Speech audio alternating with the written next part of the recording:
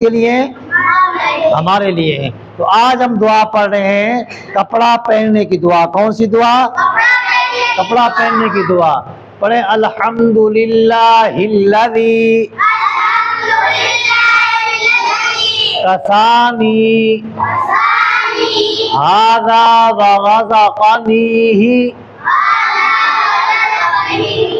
मिन गैरि हौलिन मिन्नी वला कुव्वह। सब तारीफें अल्लाह ही के लिए हैं। तमाम तारीफों का लायक कौन है? अल्लाह की ज़ात है। तमाम तारीफों की लायक कौन सी ज़ात है? अल्लाह ताला की ज़ात है। जिसने मुझे ये कपड़ा पहनाया, यानी कि उसकी तारीफ है।